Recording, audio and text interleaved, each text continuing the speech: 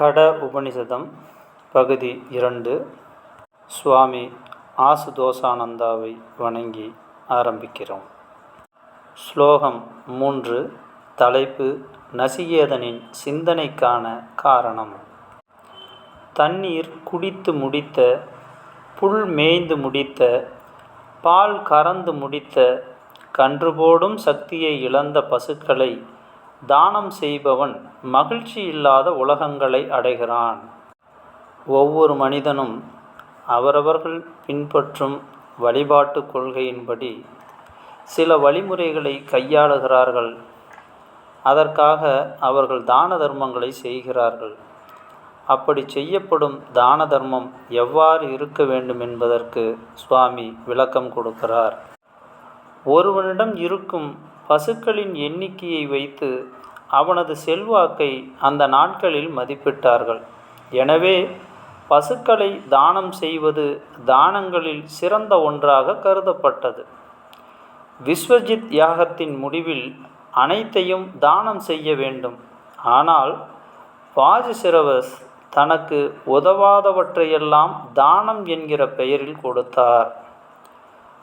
ஒன்றுக்கும் உதவாத கிழட்டு பசுக்களையும் கொடுத்தார். இதனால் தானத்தின் பலன் கிடைக்காமல் போவது மட்டுமல்ல, தானத்தின் அடிப்படை கருத்தை சரியாக கடைபிடிக்காததால் இரட்டை தவறுக்கு உள்ளானார் வாஜசிரவஸ். அதற்கு தண்டனையாக மகிழ்ச்சியற்ற உலகங்களில் வாழவும் நேரும் என்பதை புரிந்து கொண்ட நசிகேதன் ஆழ்ந்த சிந்தனை வசப்பட்டான். ஸ்லோகம் 4. இந்த ஸ்லோகத்தில் பெரியவர்களிடம் எப்படி சிறியவர்கள் நடந்து கொள்ள வேண்டும் என்பதை நசிகேதனின் செயல் மூலம் சுவாமி ஆசுதோசானந்தா விளக்குவார். ஸ்லோகத்தின் தலைப்பு நசிகேதன் தந்தைக்கு உண்மையை அறிவுறுத்துதல். தந்தை செய்யும் தவறை மறைமுகமாக சுட்டிக்காட்டும் நோக்கத்துடன் நசிகேதன் அவரிடம் சென்று கூறினான். நசிகேதன் தந்தையிடம் சென்று, அப்பா, என்னை யாருக்கு கொடுக்கப் போகிறீர்கள் என்று கேட்டான். 2வது முறையும் 3வது முறையும் கேட்டான். அதற்கு தந்தை, உன்னை யமனுக்கு கொடுக்கப் போகிறேன் என்று கூறினார். இதற்கான விளக்கம். தந்தை தவறு செய்வதைக் கண்டு ஆழ்ந்து சிந்தித்த நசிகேதன் அவரை தவறிலிருந்து காப்பாற்றி அவர் மகிழ்ச்சியற்ற உலகங்களை அடையாமல் தடுப்பது தனது கடமை என்று உணர்ந்தான்.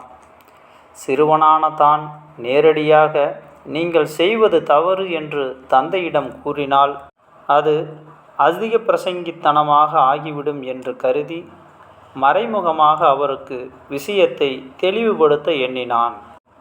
சிறந்தவற்றை தானம் செய்ய வேண்டும் என்பது யாகத்தின் நிபந்தனை.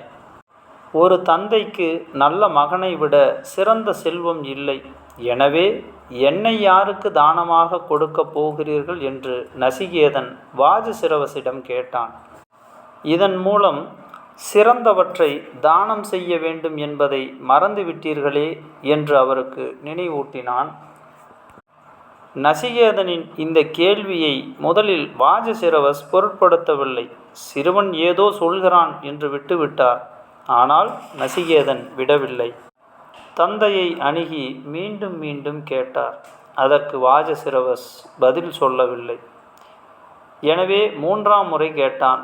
அதனால் கோபமுற்ற வாஜசிரவஸ், உன்னை யமனுக்கு கொடுக்கிறேன், அதாவது நீ செத்து தொலை என்று ஆத்திரத்துடன் கூறினார். ஸ்லோகம் 5. இந்த ஸ்லோகத்துக்கான விளக்கம் மிகவும் அற்புதமாக இருக்கும்.